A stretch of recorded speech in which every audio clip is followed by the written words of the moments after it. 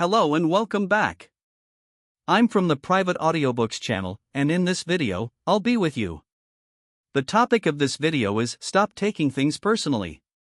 Whether you're trying to fall asleep or driving home from work, it doesn't matter where or how you are, just put on your headphones and enjoy this audiobook video.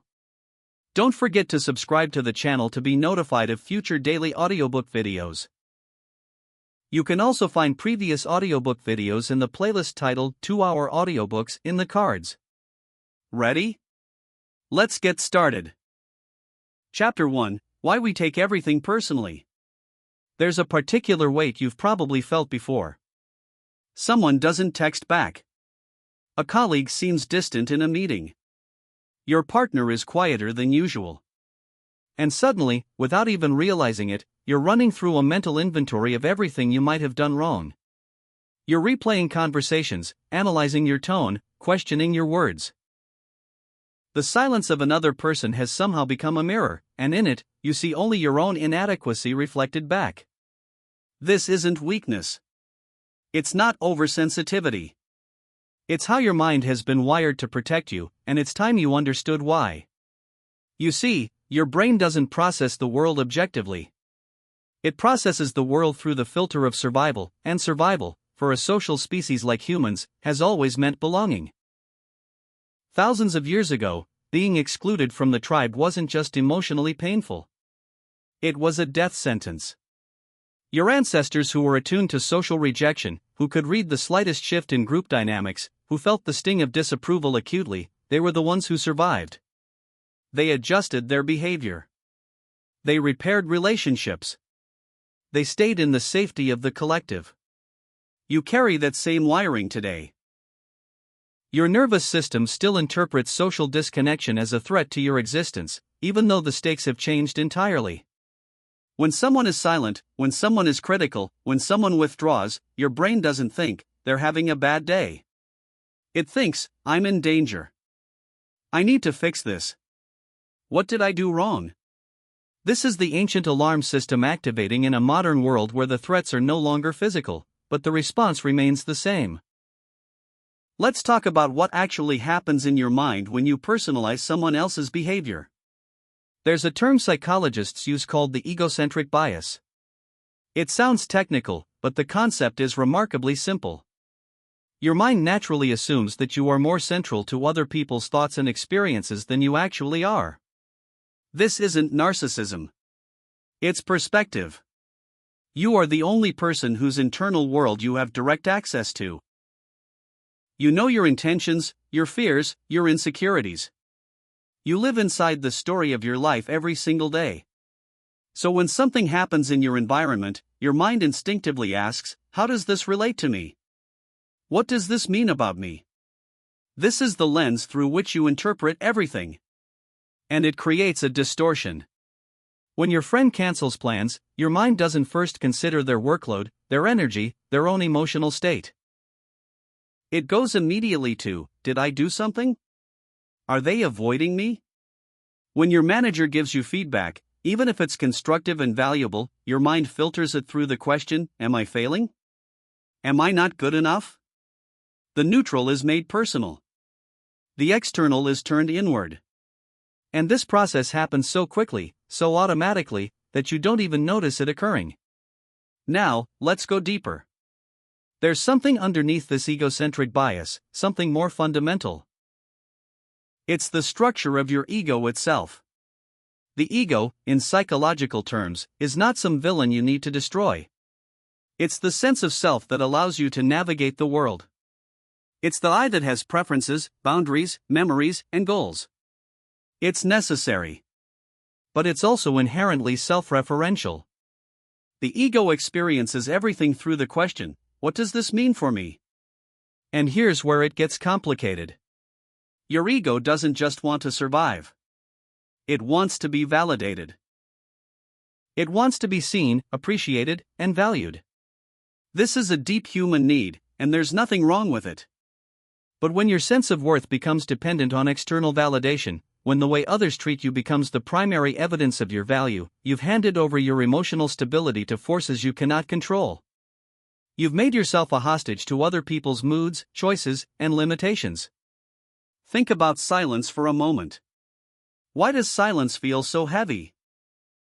Why does a lack of response create such anxiety? Because silence is ambiguous. It's a blank space that your mind rushes to fill. And what does your mind fill it with? Usually, the worst possible interpretation. This is not pessimism. This is another survival mechanism. It's called negativity bias. Your brain is wired to scan for threats, not for comfort. In the absence of clear information, it prepares you for danger. So when someone doesn't respond, your mind doesn't assume they're busy. It assumes they're upset with me. They're pulling away. I've done something wrong. This same dynamic plays out with criticism. When someone offers you feedback, even if their intention is neutral or even supportive, your nervous system can interpret it as an attack. Because criticism, in the evolutionary sense, was often a precursor to rejection. If the tribe disapproved of your behavior, your place in the group was threatened. So your body responds to criticism the way it would respond to a physical threat. Your heart rate increases. Your muscles tense. Your thoughts race. This is the fight or flight response, activated not by a predator, but by words. And then there's uncertainty. Uncertainty is perhaps the most difficult of all. When you don't know where you stand with someone, when their behavior is inconsistent or unclear, your mind goes into overdrive trying to solve the puzzle. Because uncertainty, in the ancestral environment, was dangerous. You needed to know who was ally and who was threat. You needed to know if you were safe. So your mind compulsively analyzes, predicts, and worries. It tries to create certainty where none exists. And in doing so, it often creates stories that have no basis in reality. Let me give you an example. You send a message to someone you care about. Hours pass. No response. Your mind begins to narrate. They saw it and chose not to respond. That means they're upset. What did I say in our last conversation? Did I offend them? Maybe they're reconsidering our relationship. Maybe I'm too much. Maybe I'm not enough. Notice how quickly the story builds. Notice how definitive it feels, even though you have no actual information. This is your mind trying to resolve the discomfort of not knowing. But the story it creates is not truth. It's protection. It's a way of preparing yourself for the worst outcome so that if it happens, it won't hurt as much. This is the hidden cost of emotional personalization. It's not just that you feel bad in the moment. It's that you're constantly expending energy managing threats that don't exist. You're living in a state of low-grade anxiety, always scanning for signs of rejection, always bracing for disapproval. And this exhausts you. It drains your attention, your creativity, your capacity for presence. You're so focused on managing how others perceive you that you lose touch with who you actually are. There's another layer to this that's worth exploring. When you take things personally, you're often not just responding to the present moment. You're responding to the past. Every time someone is silent, you're not just feeling the silence of this person today. You're feeling the accumulated weight of every time you were ignored, dismissed, or overlooked. Every time someone criticizes you, you're not just hearing their words. You're hearing the voice of a parent, a teacher, a bully, someone who made you feel small. This is how trauma works. It doesn't stay in the past. It shapes how you interpret the present. Your nervous system holds memory. Not just in your mind, but in your body. When something in the present resembles something painful from the past, your body reacts as if the past is happening again. This is why a seemingly small interaction can trigger such a large emotional response. It's not really about the present moment. It's about the echo of everything that came before. So what do you do with all of this? How do you begin to disentangle yourself from this pattern? The first step is simply awareness. You can't change what you're not aware of. So start noticing. Notice when you feel that familiar tightness in your chest when someone doesn't respond. Notice when your mind begins to construct a story about what someone else is thinking. Notice when you feel the urge to fix, explain, or justify yourself. These are the moments when you're taking something personally. These are the moments when your ego is interpreting external behavior as evidence about your internal worth. And in those moments, pause. Just pause. You don't need to fix anything yet. You don't need to have the perfect response. You just need to create a little bit of space between the trigger and your reaction. In that space, you can begin to ask a different question. Not, what did I do wrong? But, what else could this mean? What don't I know about this person's experience right now? Because here's the truth you need to integrate deeply. Other people's behavior is almost never about you. It's about them. It's about their stress, their pain, their fears, their limitations, their history. They are living in their own story, just as complex and consuming as yours. And in their story, you are not the main character. You're a supporting role. This isn't meant to diminish you. It's meant to free you. Because if you're not the center of their experience, then their behavior doesn't have the power to define you. You are not responsible for managing other people's emotions, moods, or reactions. You are not responsible for making everyone comfortable, happy, or pleased with you. You are responsible for your own integrity, your own kindness, your own honesty. And when you've acted from that place, when you've done your best with the awareness you had in that moment, you can release the outcome. You can let people have their own experience without making it mean something about your worth. This is not easy work. It goes against every instinct your nervous system has developed. But it's necessary work. Because the cost of living in constant self-referential interpretation is too high. It keeps you small. It keeps you reactive. It keeps you from the kind of deep, authentic connection that's only possible when you're not constantly managing how you're perceived. The question is not whether you'll ever stop having the initial reaction. You probably will always feel that first flash of, is this about me? That's biology. But you can learn to not believe it. You can learn to observe the thought without letting it dictate your emotional reality. You can learn to hold your sense of worth steady, regardless of how others are showing up. This is the shift from reactivity to response. From automatic to conscious. From dependent to sovereign. And it begins with understanding why you take things personally in the first place. Not so you can judge yourself for it, but so you can see it clearly. So you can recognize it as a pattern, not as truth. So you can begin to choose differently. Because you are not your thoughts. You are not your reactions. You are the awareness that can observe both and decide what to do next. And that awareness is where your freedom lives. Chapter 2: The Trap of Personal Perception. You've probably done this 1,000 times without realizing it. Someone looks at you a certain way, and within seconds, you've constructed an entire narrative about what that look means. Their eyes seemed cold, so clearly they're angry with you. They didn't smile, so obviously they're disappointed. They turned away quickly, so they must be avoiding you. In the span of a single moment, you've taken a neutral facial expression and transformed it into evidence of your inadequacy.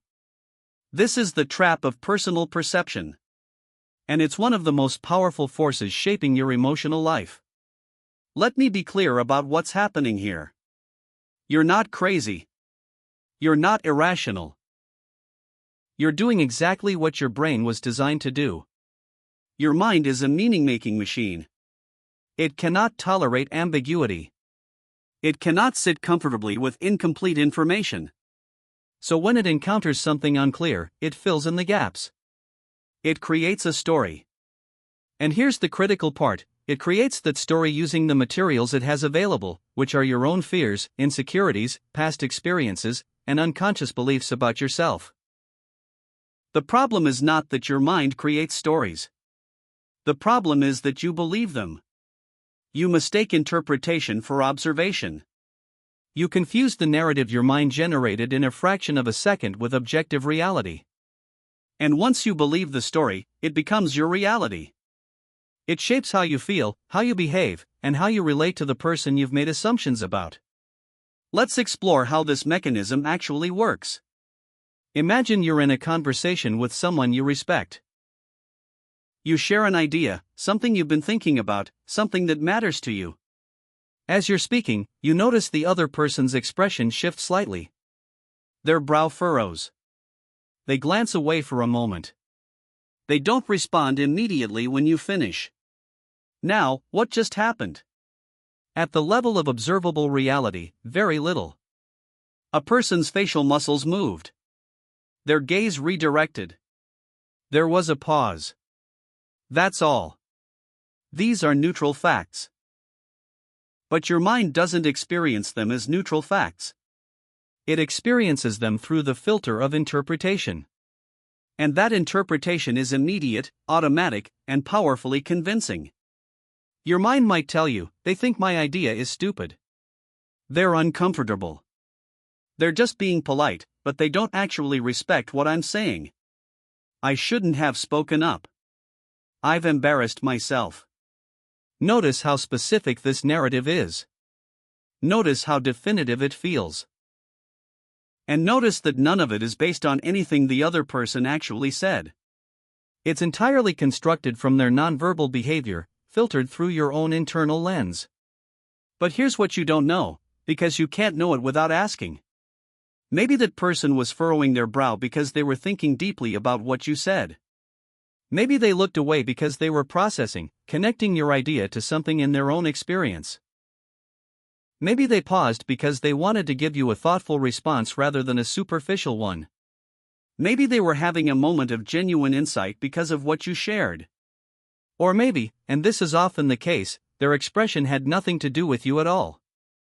Maybe they just remembered something they forgot to do. Maybe they felt a physical discomfort. Maybe their own thoughts drifted for a moment. Maybe they're carrying stress from something that happened hours ago, and it's showing on their face in ways they're not even aware of. You cannot know which of these possibilities is true. But your mind has already chosen one. And the one it chose is almost always the interpretation that confirms your existing fears about yourself. This is not a bug in the system. This is a feature. Your mind is trying to protect you by preparing you for the worst. But in doing so, it's creating suffering where none needs to exist. This is what I mean when I say you're equating other people's behavior with your own value. You're taking their actions, their expressions, their silences, and you're using them as a measurement tool. You're using them to answer the question, am I okay? Am I enough? Am I valued? And the problem with this approach is that you're trying to answer an internal question with external data. You're trying to determine your worth by reading other people's reactions. And those reactions are being filtered through your own distorted lens. Let me give you another example, one that might feel even more familiar. You send a text message to someone you care about. It's a simple message. You're checking in, making plans, sharing something that happened in your day. You hit send, and then you wait. An hour passes. 2 hours. 3. You see that they've been active on social media. You know they've seen your message. But they haven't responded.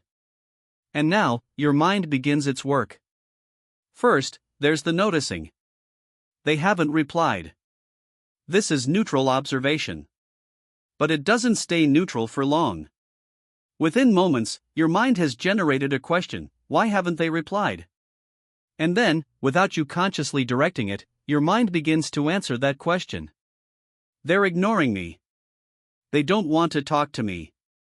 I said something wrong last time we spoke. They're losing interest. I'm bothering them. They found someone more interesting to talk to.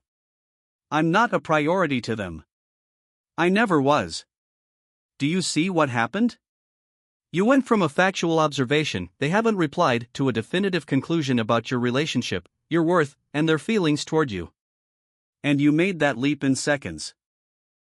Your mind constructed a bridge from what you can observe to what you fear, and it did so with such speed and conviction that you didn't even notice it was a construction. You experienced it as discovery. You felt like you were seeing the truth. But you weren't seeing the truth. You were seeing your interpretation. And your interpretation is not neutral.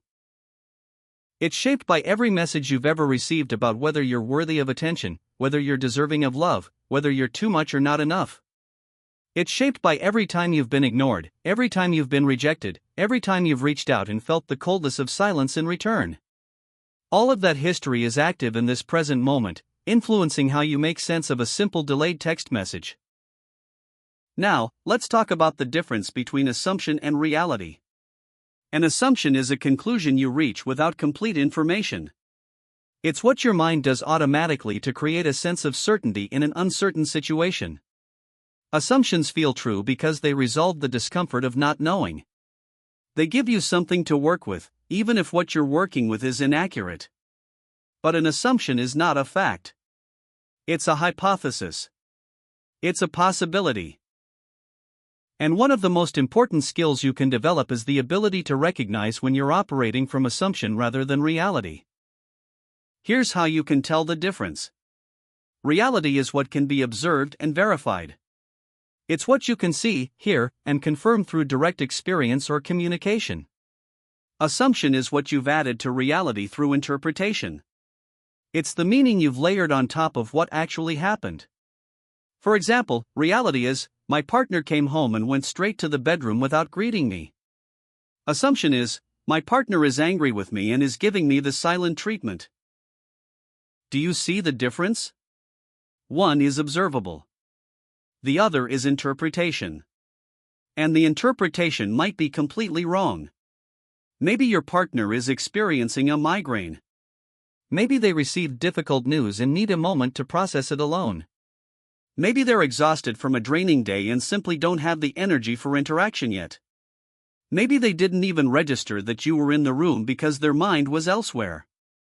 There are dozens of possibilities. But your mind selected one, and it selected the one that makes it about you. Because that's what your mind does. It personalizes. It self-references. It turns external behavior into internal evidence. This brings us to a crucial distinction, the difference between emotional interpretation and objective observation. Emotional interpretation is when you filter what you perceive through your feelings, needs, and fears. Objective observation is when you notice what's actually happening without adding layers of meaning. Most of the time, you're not aware that you're interpreting. You think you're just seeing clearly. But you're not. You're seeing through a lens that's been shaped by your entire psychological history. Let me offer you a practice that can help you begin to separate these two modes of perception. The next time you notice yourself having a strong emotional reaction to someone else's behavior, pause and ask yourself two questions. First, what did I actually observe? Try to describe it as if you were a camera. No interpretation. Just the facts. They looked at their phone while I was talking. They said they couldn't make it to the event. They didn't laugh at my joke. Keep it simple. Keep it factual. This is harder than it sounds because your mind wants to skip immediately to meaning. But stay with the observation. Second question, what story am I telling myself about what I observed? This is where you name the interpretation.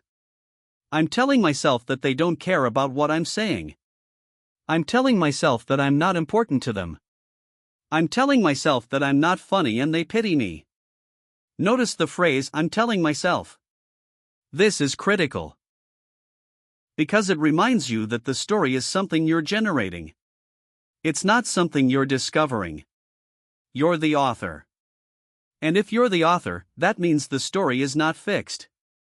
It can be questioned. It can be revised. Once you've separated observation from interpretation, you can begin to see how much of your suffering is self-created. Not because you're doing something wrong, but because you're human, and this is how human minds work. But awareness creates choice. When you see that you're telling yourself a story, you can ask, is this the only possible story? What are other explanations for what I observed? This is not about forcing yourself to think positively. It's about recognizing that your first interpretation is not necessarily the most accurate one.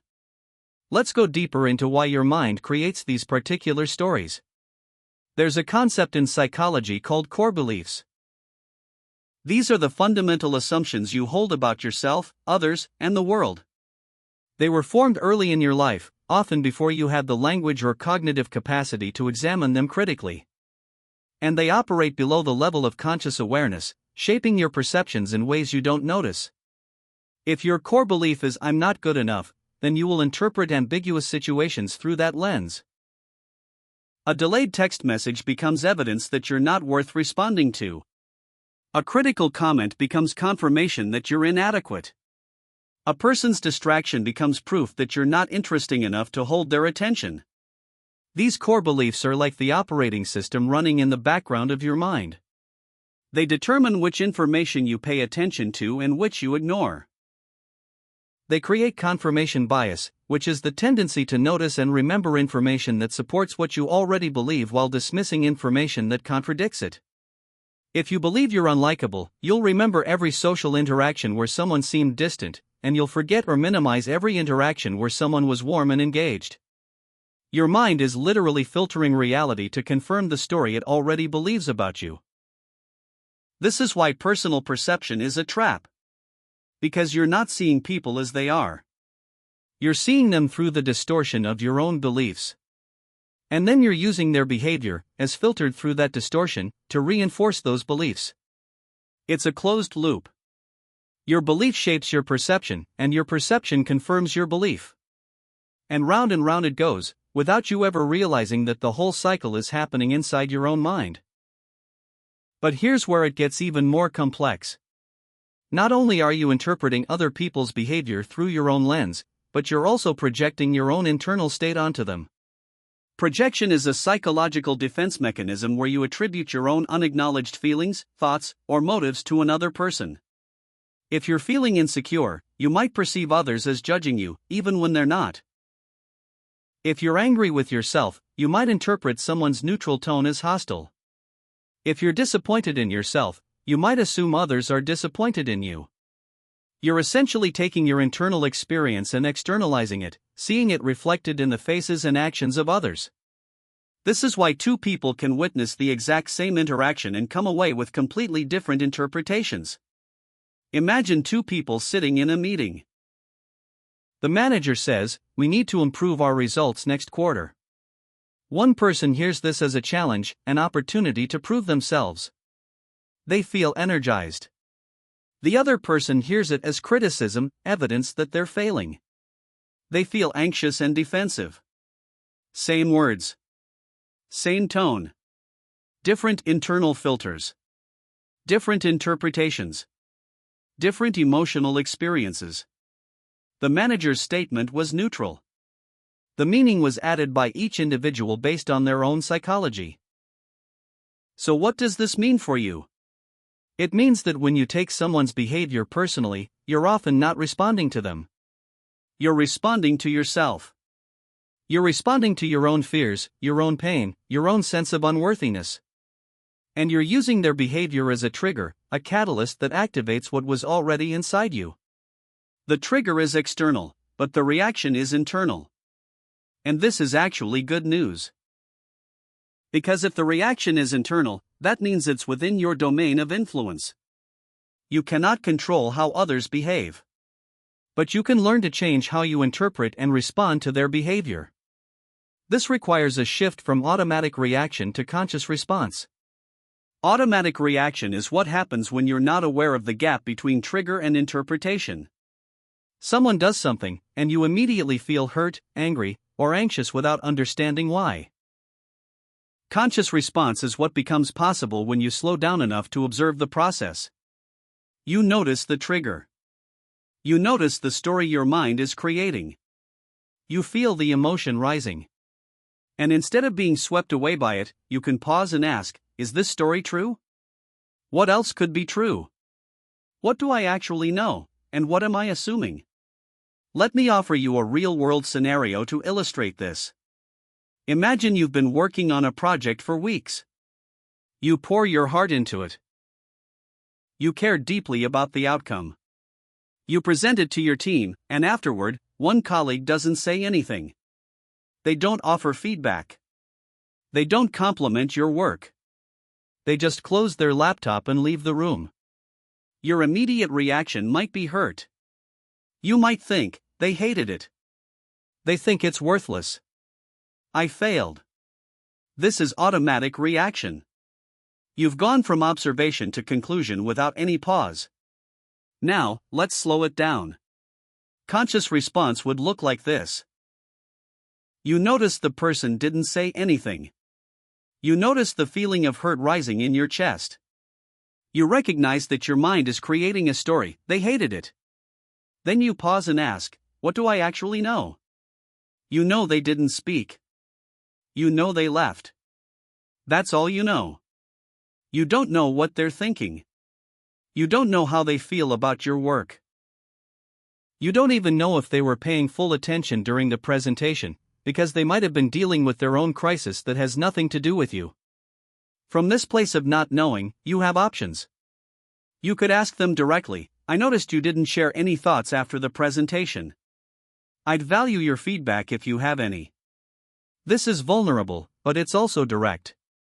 It moves you from assumption to information. Or you could simply notice the story your mind created and choose not to believe it. You could acknowledge the feeling of hurt without letting it dictate your sense of self-worth. You could remind yourself that one person's silence doesn't determine the value of your work. You could choose to wait and see how things unfold rather than rushing to a conclusion. This is the power of recognizing the trap of personal perception. Once you see it, you're no longer fully caught in it. You can still feel the feelings. You can still notice the stories. But you don't have to be ruled by them. You create space between stimulus and response, and in that space, you reclaim your agency. There's something else worth understanding about the stories your mind creates. They're not random. They follow patterns. And those patterns reveal something important about your inner landscape. If you consistently interpret other people's behavior as rejection, that tells you something about your relationship with rejection. If you consistently feel criticized, even when criticism isn't intended, that tells you something about your relationship with your own self-judgment. If you consistently assume you're a burden, that tells you something about how you've internalized messages about your worth. These patterns are invitations. Not to judge yourself, but to understand yourself more deeply. Every time you catch yourself taking something personally, you have an opportunity to ask, what belief is active right now? What wound is this touching? What part of me is asking to be seen and healed? This transforms the experience from something that happens to you into something that teaches you about you. The external trigger becomes a doorway to internal understanding. But let's be honest. This is difficult work.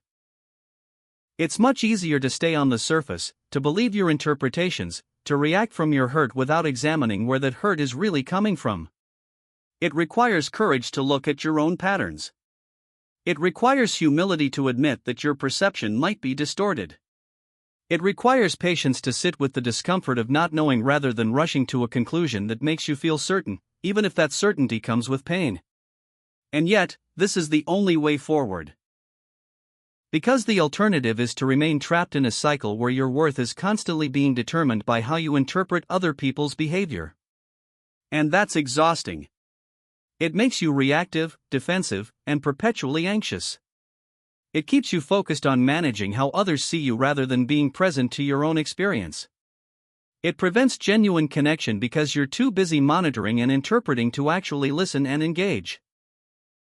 The shift happens when you begin to hold your interpretations lightly. When you can notice yourself thinking, they don't like me, and respond with, that's a thought I'm having. It might be true, or it might not be. I don't have enough information yet. This is not denial. It's not pretending you don't feel hurt. It's recognizing that your feelings are valid, but your interpretation might be inaccurate. You can honor your emotional response while also questioning the story that generated it. One of the most liberating realizations you can have is this: you don't need to know what other people are thinking in order to be okay. You don't need certainty. You don't need their validation. You don't need to control their perception of you. You can tolerate ambiguity. You can tolerate not knowing. You can tolerate the possibility that someone might not like you, might not approve of you, might not think you're special. And none of that has to diminish your sense of your own worth. Because your worth is not determined by their perception. It's intrinsic. It exists independent of external confirmation. This is the heart of what it means to escape the trap of personal perception. It's realizing that you've been using other people as mirrors, trying to see yourself reflected in their reactions. But they're not mirrors. They're people, living their own complex inner lives, dealing with their own pain, carrying their own histories. Their behavior is about them. And your worth exists regardless of how they behave. When you truly integrate this understanding, you stop needing to interpret everything through the lens of, what does this mean about me? You can simply observe. You can be curious. You can engage without the constant undercurrent of self-referential anxiety. And in that freedom, you discover something remarkable. You become more present, more connected, more authentically yourself.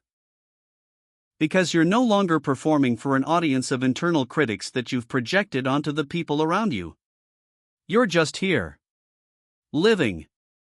Interacting. Learning. Growing. And that's enough. There's another dimension to this trap that deserves your attention.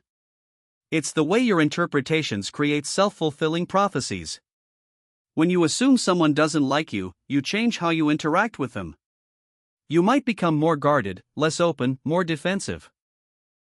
You might withdraw or overcompensate. And these changes in your behavior actually affect how the other person responds to you. So the story you told yourself, the one that might have been completely inaccurate at the start, begins to shape reality. You've created the very outcome you feared. Think about it. If you believe someone is judging you, you'll show up differently around them. Your body language will be more closed. Your words will be more careful, more filtered. You might avoid eye contact or cut conversations short. And the other person, who might have had no negative feelings toward you at all, now senses something is off. They feel your withdrawal. They notice your guardedness. And they might respond by pulling back themselves, not because they dislike you, but because they're responding to the energy you're putting out.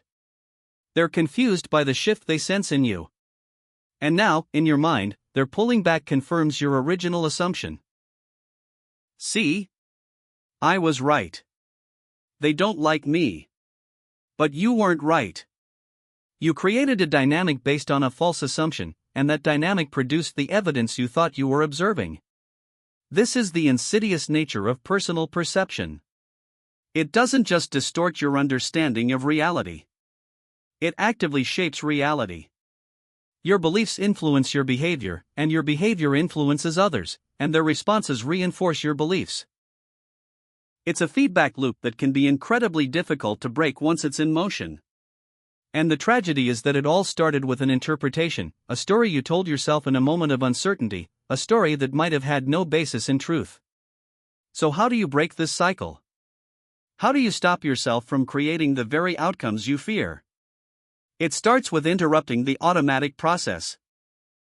When you notice yourself making an assumption about what someone else is thinking or feeling, that's your moment of intervention. That's when you can choose to test your assumption rather than believing it. Testing an assumption doesn't mean interrogating the other person or putting them on the spot. It means approaching with curiosity rather than conclusion. It means saying, I noticed you seemed quiet earlier. Is everything okay? Instead of assuming, they're angry with me and I need to fix it. It means creating space for the other person to share their actual experience instead of you filling in the blanks with your fears. And sometimes, testing your assumption simply means choosing to act as if it's not true. Not in a forced, inauthentic way, but in a way that gives the relationship room to breathe. If you catch yourself thinking, they don't want to hear from me, instead of withdrawing, you could choose to reach out anyway with genuine warmth and no expectation. If you notice yourself thinking, "They think I'm incompetent," instead of shrinking, you could choose to continue showing up with confidence and capability. This doesn't mean ignoring red flags or dismissing real problems in relationships. It means not creating problems where none exist. It means giving people, and yourself, the benefit of the doubt. There's a Buddhist concept that's relevant here. It's called beginner's mind. Beginner's mind is the practice of approaching each moment with fresh eyes, without the burden of all your accumulated assumptions and interpretations. It's seeing someone today as they are today, not as you've decided they are based on past interactions or based on the story you've been telling yourself about them. It's incredibly difficult to practice because your mind is constantly pulling from memory, constantly referencing the past to make sense of the present. But when you can access even a moment of beginner's mind, you create the possibility for genuine connection. You allow people to surprise you. You allow relationships to evolve instead of keeping them frozen in your fixed perceptions. This practice is not about being naive or ignoring patterns of behavior that are genuinely harmful. If someone consistently treats you poorly, that's information worth paying attention to. If someone repeatedly violates your boundaries, that's data that should inform your choices. But there's a difference between recognizing a pattern based on repeated, observable behavior and creating a story based on a single ambiguous interaction. There's a difference between protecting yourself from genuine harm and protecting yourself from imagined rejection. Learning to distinguish between these is part of developing emotional maturity. What you're ultimately learning to do is separate your internal experience from external reality. You're learning to recognize that your feelings are always valid, they're real, and they matter, but they're not always accurate reflections of what's happening outside of you. You can feel rejected without actually being rejected. You can feel judged without actually being judged. You can feel abandoned without actually being abandoned. Your feelings are signals from your internal world, and they deserve your compassion and attention. But they're not always reliable narrators of other people's intentions or experiences. This is where the real work lies. In the space between feeling something intensely and believing that what you feel is an accurate representation of reality. In that space, you have the power to pause, to question, to seek more information, to hold multiple possibilities at once. You can feel hurt and also recognize that you might be misinterpreting. You can feel anxious about someone's silence and also acknowledge that their silence might have nothing to do with you. You can honor your emotional response while also remaining open to the complexity of human interaction. The trap of personal perception is not something you escape once and for all. It's something you'll need to work with throughout your life. Your mind will continue to generate stories.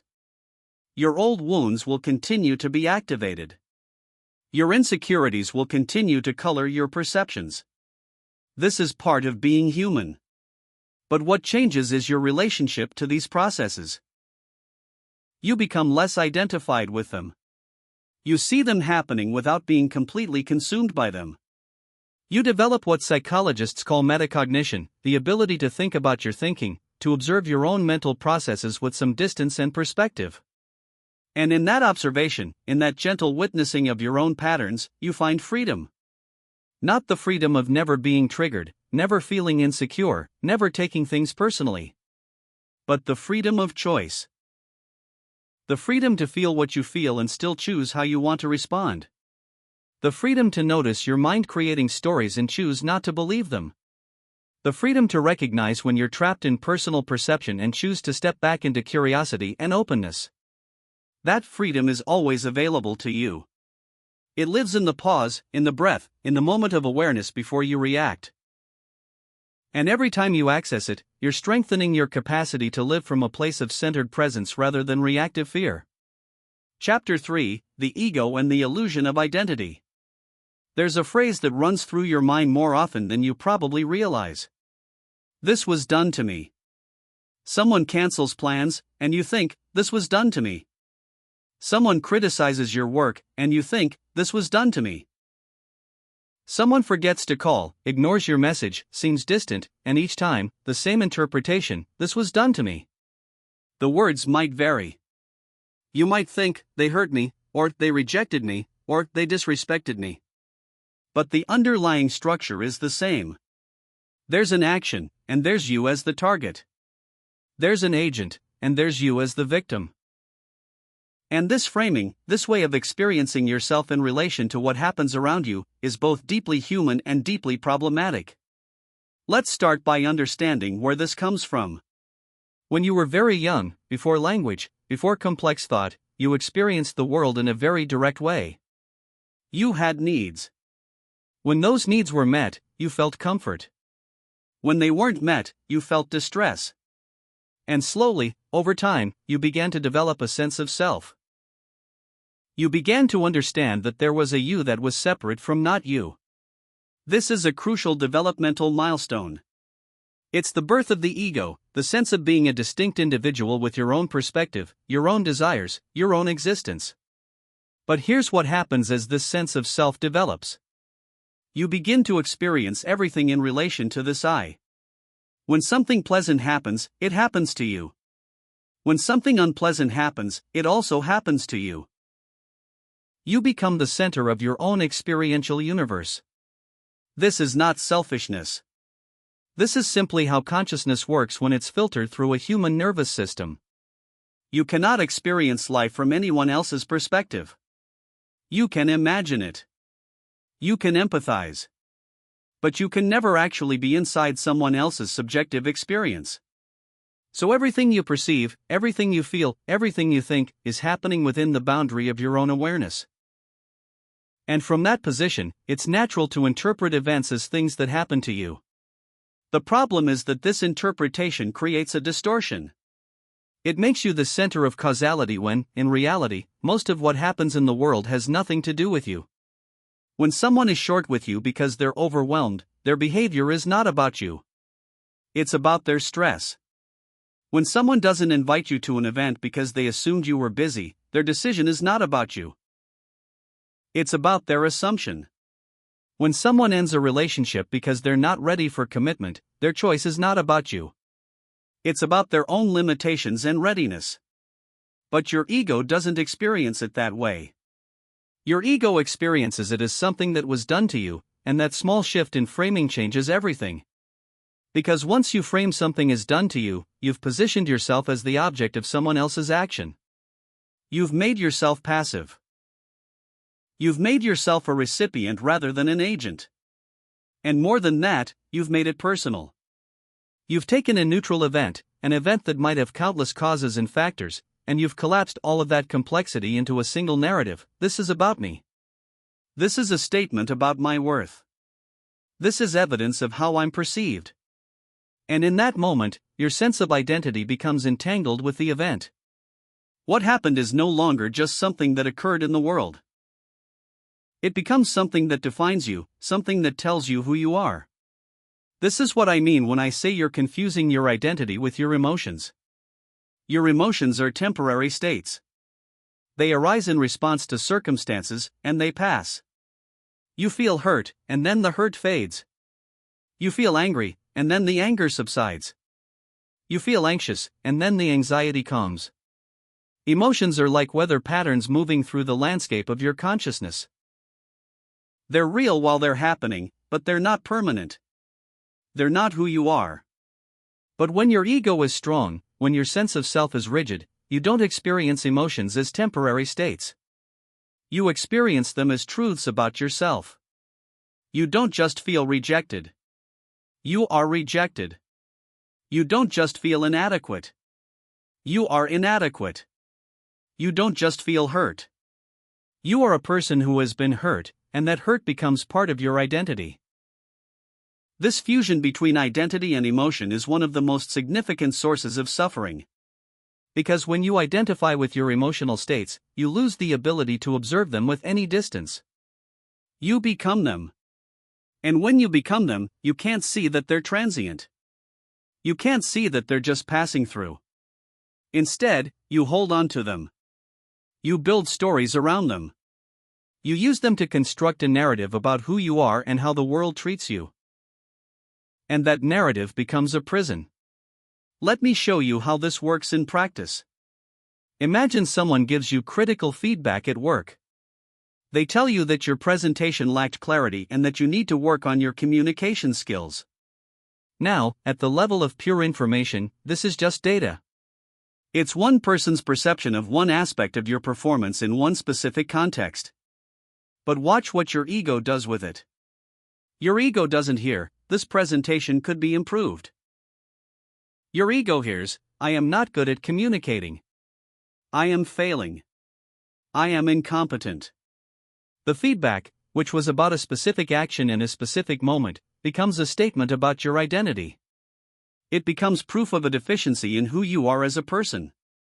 And once it becomes about identity, your defensive mechanisms activate. Because your ego's primary job is to protect your sense of self. When your identity feels threatened, your ego goes into defense mode. It might defend by denying the feedback entirely. They don't know what they're talking about. They're wrong. Or it might defend by attacking the person who gave the feedback. They're just jealous. They're trying to undermine me. Or it might defend by collapsing into self-criticism. I'm terrible at everything. I should just give up. Notice that all three responses, even though they seem different, are driven by the same mechanism. They're all attempts to manage the threat to your sense of identity. And none of them involve actually learning from the feedback or using it constructively. This is the ego's defensive reflex. It's automatic. It's powerful.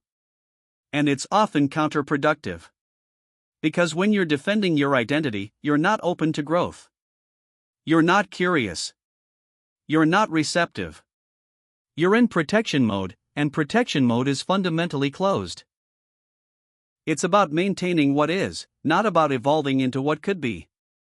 So the very mechanism that's supposed to protect you ends up limiting you. It keeps you stuck in old patterns because those patterns are familiar, and familiar feels safe to the ego, even when familiar is actually painful.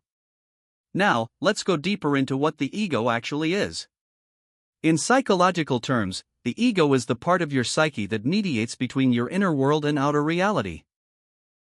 It's what allows you to function as a separate individual with agency and choice. It's not inherently bad or something to be eliminated. But it does have limitations. And one of its primary limitations is that it's constructed. Your sense of self, your identity, is not a fixed, eternal truth. It's a collection of beliefs, memories, associations, and narratives that you've assembled over time. It's a story you tell yourself about who you are. And because it's a story, it needs constant reinforcement. Your ego is always looking for evidence that confirms its narrative. If you believe you're competent, you notice your successes. If you believe you're unworthy, you notice your failures. This is confirmation bias operating at the level of identity. Your ego selectively attends to information that supports its version of who you are, and it dismisses or minimizes information that contradicts it. This is why change is so difficult. It's not just that you're changing your behavior. You're challenging the story your ego has been telling about who you are. And the ego resists the challenge because its survival depends on maintaining coherence and continuity. But here's the truth that your ego doesn't want you to see. You are not your ego. You are not the story you tell about yourself. You are the awareness that can observe the story being told. There's a part of you that exists prior to and beyond your constructed identity. Some spiritual traditions call this your true self, your essence, your being. Some psychological frameworks call it your observing self or your witnessing consciousness. The terminology doesn't matter as much as the recognition. There is something in you that can watch your thoughts without being your thoughts. There is something in you that can feel your emotions without being your emotions. There is something in you that can notice your ego's reactions without being identified with those reactions. This distinction is not abstract philosophy. It has immediate practical implications. Because when you recognize that you are not your ego, you create space. You create the possibility of disidentification. And disidentification is the key to freedom from the trap of taking everything personally. When you're completely identified with your ego, everything that affects your ego feels like it's affecting you at the deepest level. An insult to your reputation feels like an assault on your being.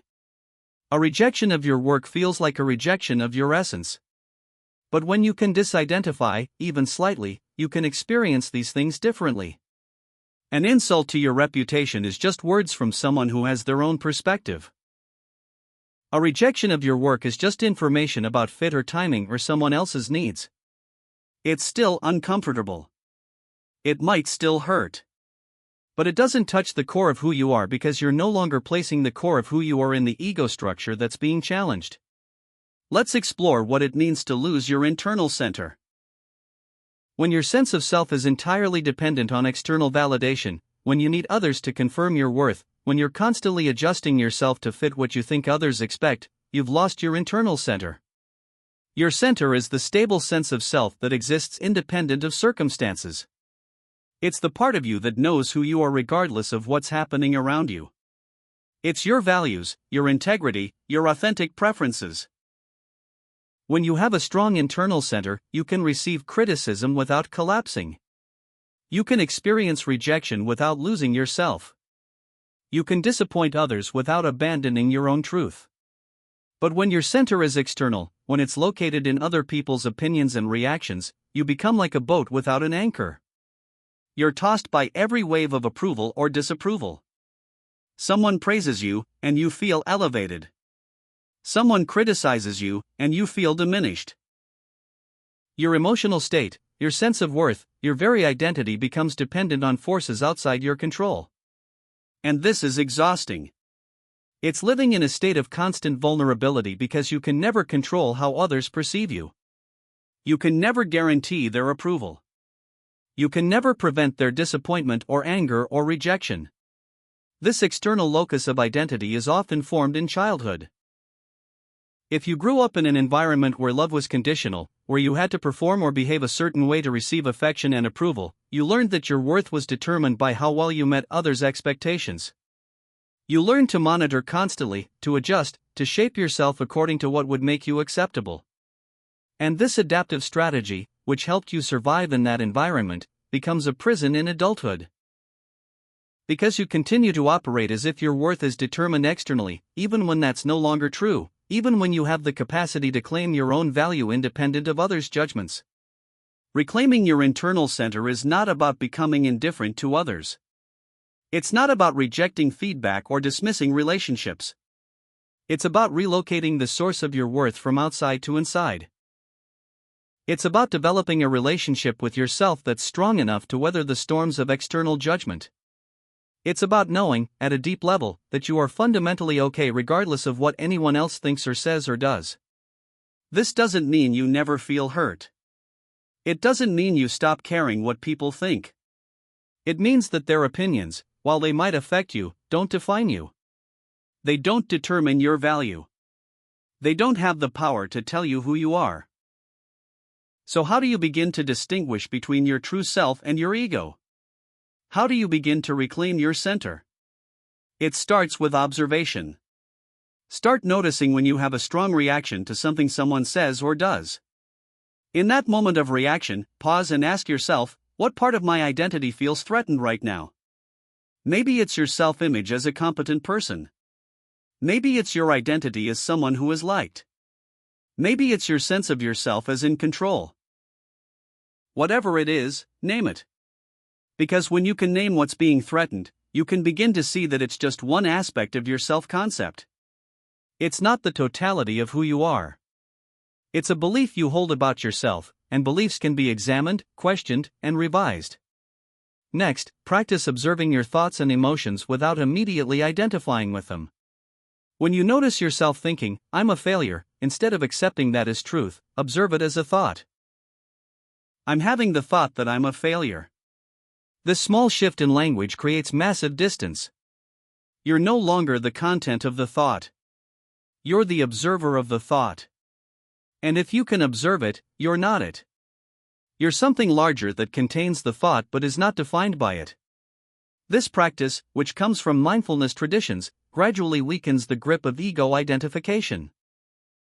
You begin to experience yourself as the spacious awareness in which thoughts and emotions arise, rather than as the thoughts and emotions themselves. Another practice is to deliberately challenge your ego's narratives. Your ego tells you stories about who you are, and those stories feel true because you've been repeating them for years. But they're not truth. They're interpretations. So when you catch your ego saying, "I'm the kind of person who always gets overlooked," question it. Is that actually true? Have there been times when you were noticed, valued, seen? Your ego will resist this questioning because it wants to maintain its narrative. But if you persist, you'll start to see the holes in the story. You'll start to see that your identity is more fluid, more complex, more open to revision than your ego would have you believe. You can also practice separating your actions from your identity. When you make a mistake, instead of saying, "I'm stupid," say, "I made a mistake." When you do something you're proud of, instead of inflating your entire identity around it, acknowledge the specific action. "I handled that situation well," rather than "I'm amazing." This keeps you grounded in reality. It prevents you from swinging between grandiosity and worthlessness, which is what happens when you fuse your identity with your performance. Your actions are things you do. They're not who you are. And maintaining that distinction protects you from the extreme reactions that come from ego identification. There's a paradox here that's worth sitting with. The more you loosen your grip on your ego identity, the more solid your actual sense of self becomes. When you're not constantly defending and maintaining a particular image of yourself, when you're not rigidly attached to being seen a certain way, you become more flexible, more resilient, more real. You can admit mistakes without it destroying you. You can receive praise without it inflating you. You can be criticized without it crushing you. Because none of it is touching the core of who you are. The core is untouchable. It's the awareness that observes everything, including the ego, with compassion and curiosity. This shift doesn't happen overnight. Your ego has been running the show for a long time. It's developed sophisticated strategies for maintaining its position. And it will continue to assert itself, especially when you feel threatened or uncertain. But every time you catch it in action, every time you notice yourself taking something personally and recognize that it's your ego reacting rather than your essential self, you create a little more space. You build a little more capacity for perspective. And gradually, over time, you become less identified with the stories your ego tells and more identified with the quiet, stable awareness that's been there all along. The ultimate freedom is not in having an ego that never gets triggered. It's in knowing that you are not your ego. You have one. You work with it. You understand its patterns. But you are not defined by it. And from that place of disidentification, you can engage with life more fully, more courageously, more authentically. Because you're no longer protecting a fragile self-image. You're living from something deeper, something that can't be threatened by anyone's opinion or behavior. And that's where real confidence lives. Not in the ego's need to prove itself, but in the quiet knowing that who you are is already whole, already enough, already complete, regardless of what anyone else thinks or does. Chapter 4: Creating Emotional Distance. There is a moment that arrives quietly in most people's lives, often unannounced and unrehearsed. It is the moment when someone says something sharp, or does something dismissive, and you feel that familiar tightening in your chest. Your breath shortens. Your thoughts begin to race.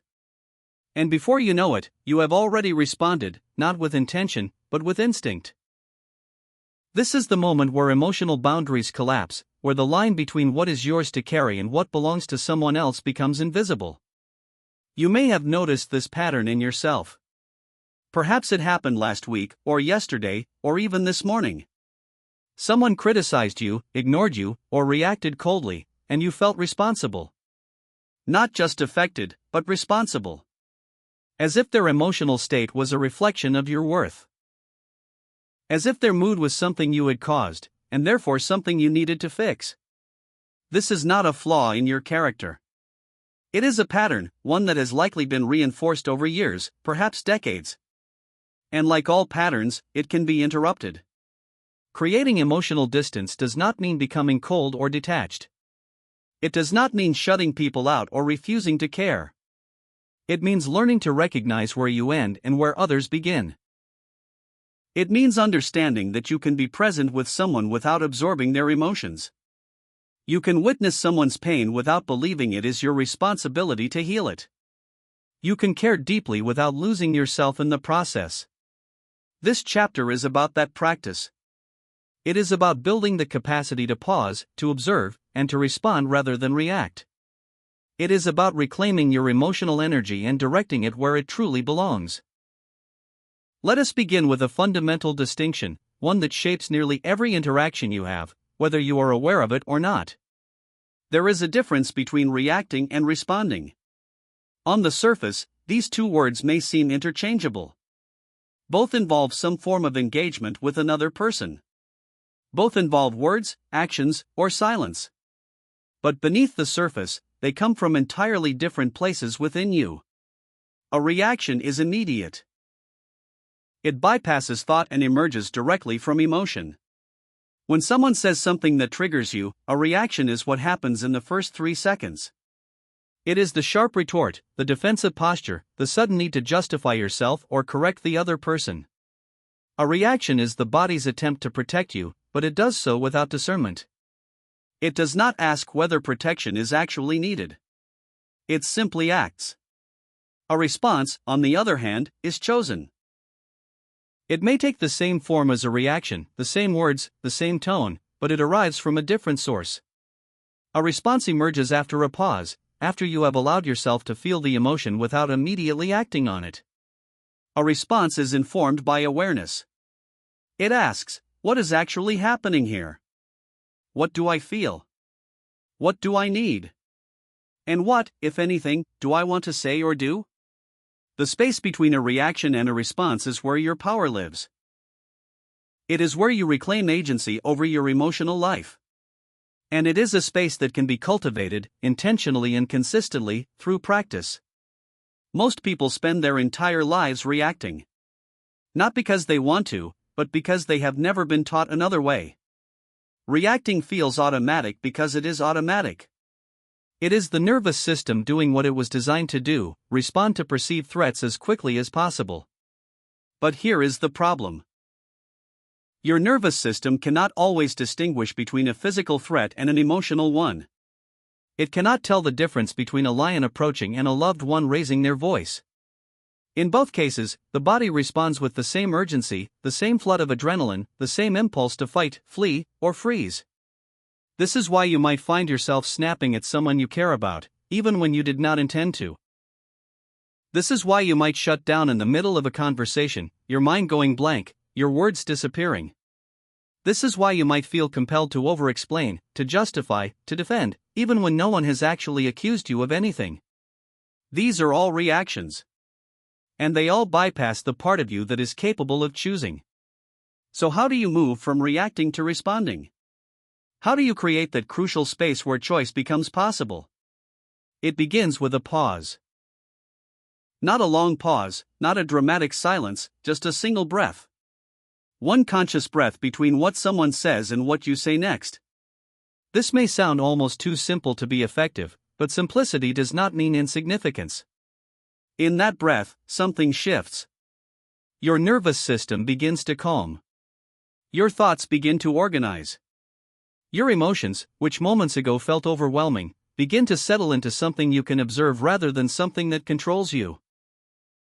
Try this now, even as you listen. Take a breath. A full one. In through your nose, filling your lungs completely, and then out through your mouth, slowly, as if you are releasing something you no longer need to hold. Notice how, in that brief moment, you have created space. Space between stimulus and response. Space between what is happening and what you choose to do about it. This is not about suppressing your emotions. It is not about pretending you do not feel angry, hurt, or frustrated. It is about giving yourself permission to feel those things without immediately acting on them. Emotions are information. They tell you something about your needs, your boundaries, your values. But they are not instructions. You do not have to obey them. You can acknowledge them, honor them, and still choose how you want to respond. The pause is the first step, but it is not the only one. Once you have created that initial space, the next step is observation. Observation means looking at what is happening without judgment, without rushing to conclusions, without assuming you already know what it means. It means asking yourself a series of quiet questions. What am I feeling right now? Not what I think I should be feeling, not what I usually feel in situations like this, but what is actually present in my body at this moment. Is there tension? Where? Is there heat? Is there a sinking feeling, a tightness, a flutter? These physical sensations are clues. They are the body's way of communicating what words often cannot. What is the other person feeling? This is not about mind reading. You cannot know for certain what someone else is experiencing. But you can observe their tone, their body language, their choice of words. Are they speaking from a place of hurt? Frustration? Fear? Often, what sounds like an attack is actually a cry for help. What feels like rejection is actually self-protection. Observation allows you to see beyond the surface. What is actually being said here? This may seem obvious, but most people do not truly listen when emotions are high. They hear a few words, fill in the rest based on past experiences, and respond to the story they have constructed rather than the words that were actually spoken. Observation requires you to listen without assuming. To hear what is there, not what you expect to be there. And finally, what do I need right now? Not what the other person needs, not what you think you should need, but what would actually support you in this moment. Do you need space? Do you need to express something? Do you need to set a boundary? Do you need to simply let this pass without engaging? There is no right answer. The point is to ask the question. This process, pause and observe, takes practice. It will not feel natural at first. Your instinct will be to skip it, to react as you always have, because that is what your nervous system knows. But over time, with repetition, it becomes easier. The pause becomes automatic. The observation becomes instinctive. And the space between reaction and response becomes a place you can access even in the most challenging moments. Now, let us turn to something more difficult. Something that lies at the heart of why emotional distance feels so impossible for many people. It is the belief, often unconscious, that you are responsible for other people's emotions. You may not think you believe this. You may even reject it outright if someone were to state it plainly. But consider how you behave when someone you care about is upset. Do you immediately try to fix it? Do you apologize, even when you have done nothing wrong? Do you feel a creeping sense of guilt, as if their unhappiness is somehow your fault? If so, you are operating from the assumption that their emotional state is your responsibility. This belief is understandable. It often develops in childhood, in environments where a parent's mood dictated the emotional climate of the home. If you grew up walking on eggshells, trying to anticipate and prevent someone else's anger or sadness, you learned that your safety depended on managing their emotions. You learned that love meant taking responsibility for how others felt. And now, even as an adult, even in relationships where that dynamic no longer exists, you carry that pattern forward. But here is the truth, the one that may feel both liberating and uncomfortable at the same time. You are not responsible for other people's emotions. You are not responsible for their happiness, their anger, their disappointment, or their pain. This does not mean you have no impact on others. Of course you do. Your words and actions matter. But there is a difference between acknowledging your impact and believing you control how someone else feels. Other people's emotions belong to them. They are shaped by their histories, their beliefs, their wounds, and their interpretations. Two people can experience the same event and feel completely different things about it. One person might feel rejected by a canceled plan, while another feels relieved. One might interpret silence as indifference, while another sees it as respect. The emotion is not in the event itself. It is in the meaning each person assigns to it. When you take responsibility for someone else's emotions, you are denying them their own agency. You are saying, in effect, that they are not capable of managing their own inner life, that they need you to do it for them. This may feel like care, but it is not. It is a subtle form of control. And it keeps both of you trapped in a dynamic where neither person is truly free. Letting go of this responsibility does not mean becoming indifferent. It does not mean ignoring someone's pain or refusing to offer support. It means recognizing that you can be compassionate without being consumed. You can offer presence without offering yourself as a solution. You can say, "I see that you are hurting, and I am here," without also saying, "I will fix this for you." This shift requires trust. Trust that the other person is capable of feeling their feelings and moving through them. Trust that they do not need you to rescue them. Trust that your worth is not determined by your ability to make everyone around you feel better. This kind of trust is not easy, especially if you have spent years believing the opposite. But it is essential if you want to create emotional distance without creating emotional walls. There is a practice that can help with this, one that is simple in theory but challenging in execution. When someone expresses a difficult emotion, anger, sadness, frustration, practice simply acknowledging it without trying to change it. You might say, "That sounds really hard," or "I can see this is upsetting you." And then, instead of immediately jumping in with solutions or reassurances, you pause. You let the emotion exist. You resist the urge to smooth it over, to minimize it, or to take it on as your own. This may feel unbearable at first. You may feel the impulse to fill the silence, to fix, to soothe.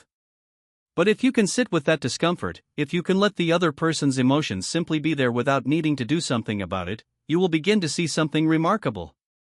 Most of the time, people do not actually need you to fix their emotions. They need to feel them. And when you give them that space, when you trust them to move through it, they often do.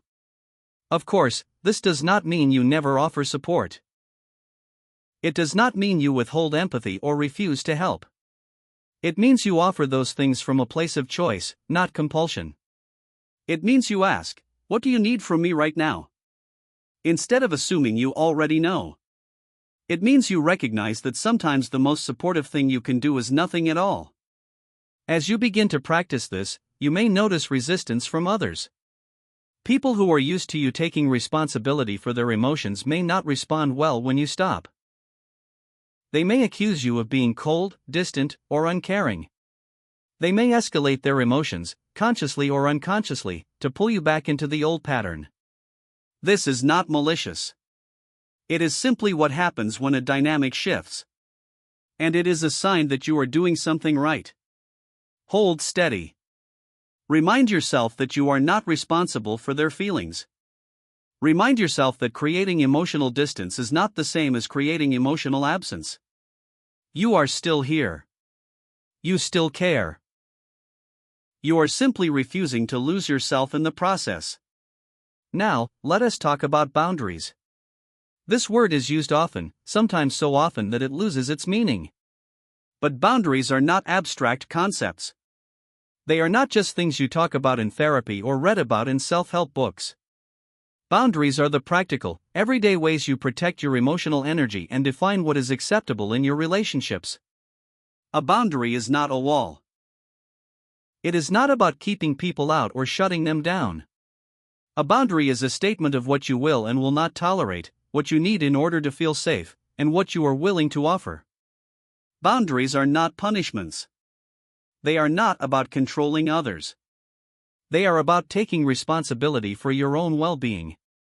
The psychology of boundaries is rooted in self-respect. When you set a boundary, you are saying, "My needs matter. My emotional health matters. I am not willing to sacrifice myself for the comfort of others." This may feel selfish, especially if you have been conditioned to believe that putting yourself first is wrong. But self-respect is not selfishness. It is the foundation of all healthy relationships. Without boundaries, relationships become transactional in the worst sense. They become about managing, appeasing, and accommodating, rather than about genuine connection. Without boundaries, you become a version of yourself that is palatable to others, but not true to you. And over time, that version begins to erode who you actually are. Setting boundaries requires clarity. You cannot enforce a boundary you have not clearly defined, even to yourself. So the first step is to ask, what do I need? What feels tolerable to me, and what does not? Where do I feel resentment building? Resentment is often a sign that a boundary has been crossed, or that one needs to be set. Once you have clarity, the next step is communication. This is where many people falter. They know what they need, but they are afraid to say it. They worry about how the other person will react. They worry about being seen as difficult, demanding, or unkind. So they stay silent, and the boundary remains unspoken, which means it cannot be respected. Communicating a boundary does not require aggression or defensiveness. It simply requires honesty. You might say, I need some time alone to recharge before we talk about this. Or, I am not comfortable with that kind of joke. Or, I cannot take on that responsibility right now. These are clear, direct statements. They do not attack. They do not blame. They simply state what is true for you. The other person's response is not within your control. They may respect the boundary immediately. They may push back. They may feel hurt or confused. All of that is theirs to feel. Your job is not to manage their reaction. Your job is to hold the boundary, even when it is uncomfortable. Holding a boundary means following through. If you say you need space, you take space. If you say you will not engage in a certain kind of conversation, you stop engaging when it begins. If you say no, you mean no, even if the other person asks again, even if they try to guilt you, even if you feel the pull to give in. Boundaries without follow-through are just wishes. And people will only respect the boundaries you are willing to enforce.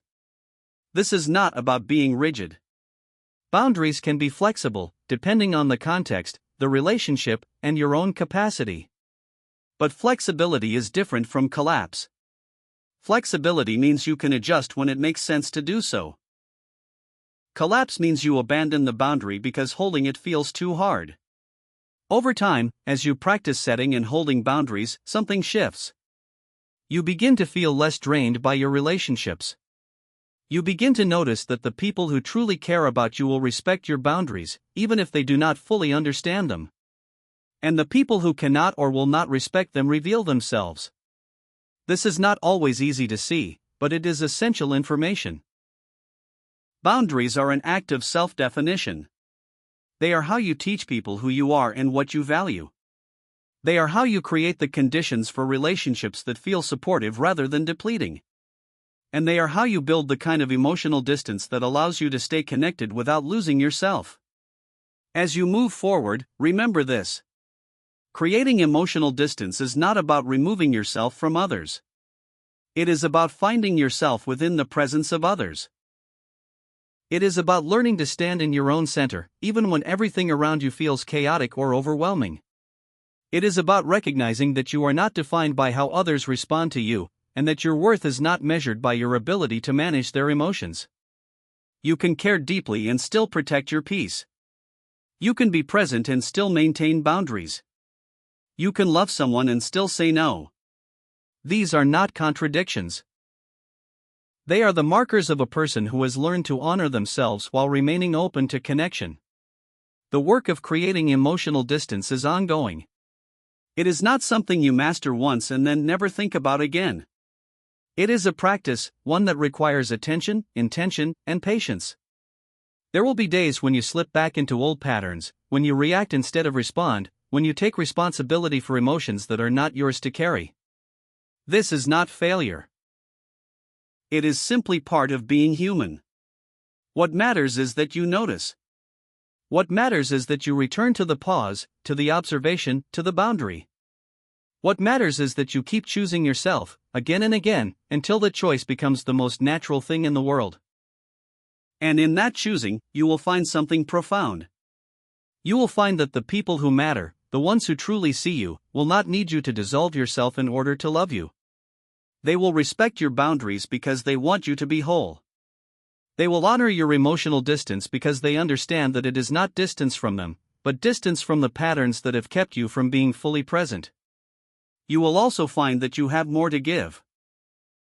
When you are not constantly drained by the emotional demands of others, when you are not perpetually trying to fix or manage or soothe, you have energy left for the things that truly matter.